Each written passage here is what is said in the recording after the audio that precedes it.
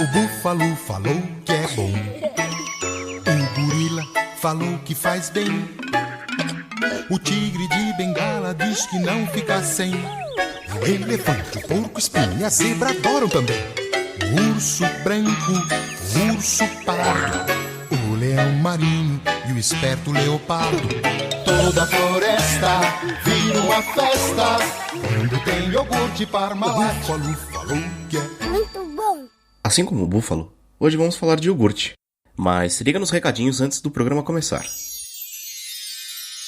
Eu participei do podcast MDM, o Melhores do Mundo, número 567, sobre comidas toscas. Primeiro, obviamente, eu quero agradecer a todos do MDM, porque é o meu podcast preferido. E esse programa foi feito sob encomenda pra mim. Não que eu goste de comidas toscas, mas é sempre legal falar disso.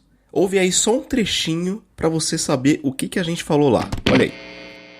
Um clássico do Change, que é a pizza de 1 ou 2 dias com feijão. Cara, isso é Ai, que nojo. bom demais, cara. Credo, cara. Mas, tipo, você joga o feijão por cima, assim, Tchê? Por cima da pizza. Tem a fatia de mussarela, né? Porque... Mãe, gente, eu vou sair desse programa. Pra quê? Eu não vou aceitar o Change, não, mano. E aí, tu encara? Vou deixar o link do podcast na página do Refogado, então ouça a gente lá no MDM, que tá muito divertido.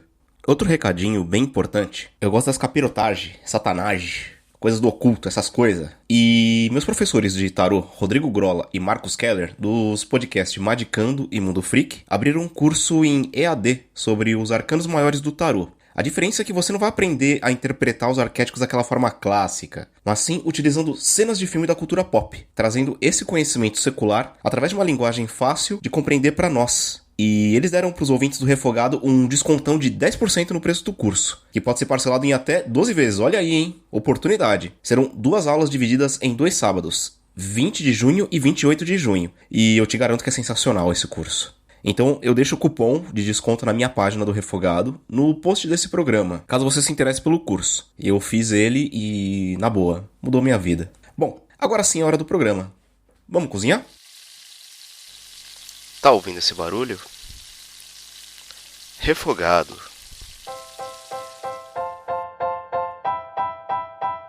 Antes de começar com a história do iogurte na humanidade, já atravesso para a história do iogurte na minha vida pessoal, que sempre foi bem importante. Quando eu era pequeno, ainda se vendia no Brasil iogurtes da marca Yoplait, que estudando para a pauta descobri ser um joint venture da General Mills, americana, e da Sodial, uma cooperativa leiteira francesa. Pois bem, a Yoplait vendia um iogurte delicioso num copinho transparente, e no fundo do copo tinha geleia de frutas, no geral de morango ou de amoras. Isso se misturava no iogurte natural sem sabor e ficava extremamente... Desculpa o meu francês, mas ficava foda demais. Hoje, eu acho que muitas marcas vendem iogurtes assim, mas na época eram os únicos. E também tinha o Mix Vigor, que era iogurte com sucrilhos, Fruit Loops ou Choco Crispies. Sonhos de uma infância baixa renda. Outra forte lembrança de iogurte que eu tenho é que na casa dos meus avós, a geladeira sempre estava forrada de iogurte desnatado natural, sem açúcar, paulista. Porque meu avô fazia um tratamento para melhorar sua flora intestinal, e sempre tinha que ter iogurte na sua dieta. Assim, desde pequeno, eu me habituei a comer iogurte natural, sem ser o saborizado. Lógico, na época eu socava um monte de açúcar nesse pote. E quando rolava, eu também cortava os morangos para misturar nele. Importante lembrar que iogurte de morango vendido no mercado não tem nada de morango em sua composição. É preferível você comprar iogurte natural e depois colocar morango, se você quiser uma opção mais saudável. Se não, taca ali esse iogurte mesmo e é isso aí. Bom, já que eu comecei por fatos relativamente recentes aos olhos da história, faremos uma engenharia reversa. Ao invés de contar a história do surgimento até os dias de hoje, como eu sempre faço, vamos voltar até a sua origem. O iogurte pode ser encontrado facilmente na maior parte dos países do mundo. E muitas culturas têm como alimento base e como regulador intestinal. E esse redescobrimento do alimento para o mainstream se deve ao médico russo Ilya Metchnikov. Eu acho que é Metchnikov, sei lá. Ganhador do Prêmio Nobel de Fisiologia e de Medicina em 1908. Acreditando que o iogurte era um alimento essencial para uma boa saúde, ele saiu numa cruzada para popularizar o iogurte por toda a Europa. O que ele observou no iogurte foram as propriedades benéficas na flora intestinal dos povos dos Balcãs, principalmente da Bulgária, que comiam iogurte feito doido, e teve a hipótese que esse era o motivo da longevidade desses povos. E o que ele viu dentro do iogurte? Nos seus estudos, ele constatou que as bactérias presentes no iogurte convertem o açúcar do leite, mais conhecido como lactose, em ácido láctico. E esse mesmo impossibilita o desenvolvimento de bactérias danosas ao nosso intestino, muitas delas provenientes da decomposição dos alimentos. Além disso, ele constatou uma enorme quantidade de vitamina B no iogurte. Esse mesmo ácido é o que dá gosto característico ao iogurte natural. E esse ácido é criado por bactérias do tipo Lactobacillus. Não todos, mas algumas classes deles. E eu não vou entrar muito nesse assunto, que é um papo meio chatinho, né? Voltando um pouco mais no tempo, vimos que os povos da Eurásia e do Cáucaso foram a inspiração de Metchnikov para estudar o iogurte. Importante frisar que no século XX para baixo, o alimento era extremamente comum entre as pessoas do Império Russo, leste da Ásia, Balcãs e no subcontinente indiano. Indo para o Império Indo-Mongol e voltando para os anos de 1500, os cozinheiros do imperador Akbar faziam iogurte com sementes de mostarda e canela. Outro fato sobre iogurte na mesma época foi o, desculpem novamente meu francês, o cagão do rei Francis I, que sofria de uma diarreia pesadíssima, e nenhum médico francês conseguia curá-lo. Até que um aliado dele, o sultão otomano Suleiman, o Magnífico, olha aí, presepeiro, ai, eu sou magnífico, eu sou fodão. Ah, cara, pelo amor de Deus. Bom, ele mandou um doutor pra lá que supostamente curou Francis com a ingestão de iogurte. Em gratidão, o escagalhão espalhou a informação de que esse alimento o curou. Voltando ainda mais no tempo, as primeiras menções documentadas sobre o nome iogurte são atribuídas a Plínio o Velho, um naturalista romano. Naturalista é um estudante de ciências naturais, botânica, zoologia, essas coisas. E que também era tio do Plínio o Jovem. E isso não é uma piada. Ele descreveu que nações bárbaras sabiam uma forma de transformar o leite em uma substância cremosa e agradavelmente ácida. Vamos considerar que ele nasceu em 23 e morreu em 79 d.C. Então, tanto Plínio quanto o iogurte são velhos. E aqui já traçamos que a origem do iogurte não é grega. Ele foi importado para lá e dali saíram várias versões. Já que estamos chegando nesse ponto, é muito difícil cravar a origem do iogurte, mas vamos passar alguns dados. A palavra iogurte tem raiz no turco e é relacionado ao verbo yogurmak, que significa engrossar ou coagular. Cientistas analisaram o genoma de um dos lactobacilos presentes no iogurte e descobriram que provavelmente essa bactéria surgiu numa superfície de alguma planta, que foi exposta não intencionalmente no leite, provavelmente na produção doméstica de produtos lácteos. Se acredita que ele foi inventado na Mesopotâmia 5.000 a.C. Em escritos antigos indianos, é relatado que a mistura de iogurte e mel é conhecida como comida dos deuses, e os persas acreditavam que a longevidade de Abraão, o pai das religiões que estão com tudo hoje em dia, cristianismo, judaísmo e islamismo, era devido à ingestão de iogurte. Agora, com a bactéria no leite e ele sendo transportado de lá pra cá, só faltava o calorzinho para as bactérias se multiplicarem. Pois bem, os nômades da época transportavam leite fresco em sacos de pele de cabra.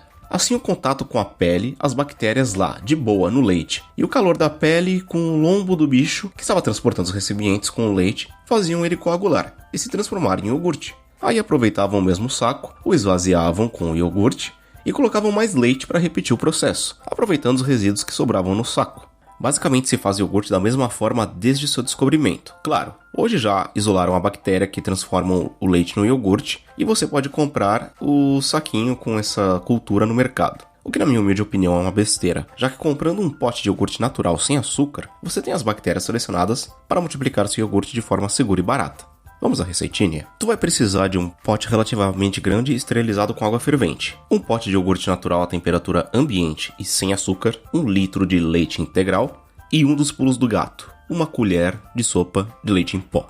Passo a passo. Primeiro você esteriliza o pote, onde ficará o iogurte. Depois, numa panela, você ferve o leite, desliga o fogo e espera o leite alcançar uma temperatura média de uns 42 graus, mais ou menos. Ai, mas Caio, eu não tenho termômetro. Então, meu chapa, lava essa lapa que você chama de mão e com o dedo mindinho, sim, na classe na fineza, coloca dentro do leite. Se tu, marangão ou marangona, aguentar 10 segundos com o dedo mindinho lá dentro, essa é a temperatura ideal para você misturar o iogurte no leite.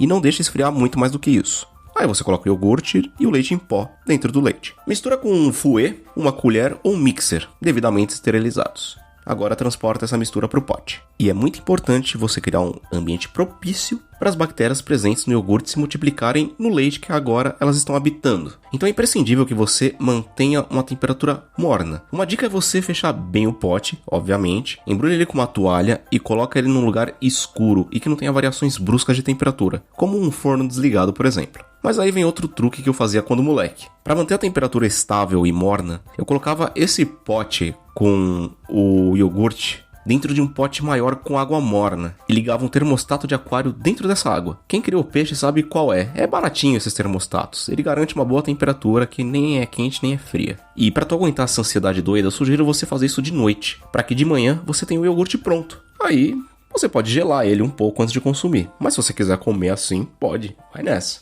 É importante frisar que ele tem que ficar quietinho no mínimo umas 6 horas, tá? Mas joga entre 8 e 10. Voltemos pra Química e Biologia. Por que eu adiciono leite em pó no leite? Parece redundante, certo? E é mesmo. Mas é uma redundância que faz sentido, já que quando se desidrata o leite, você potencializa todas as características dele, inclusive a lactose, açúcar da qual as bactérias se alimentam. Assim você tem um iogurte mais espesso, já que você vai ter mais bactérias comendo mais dessa lactose.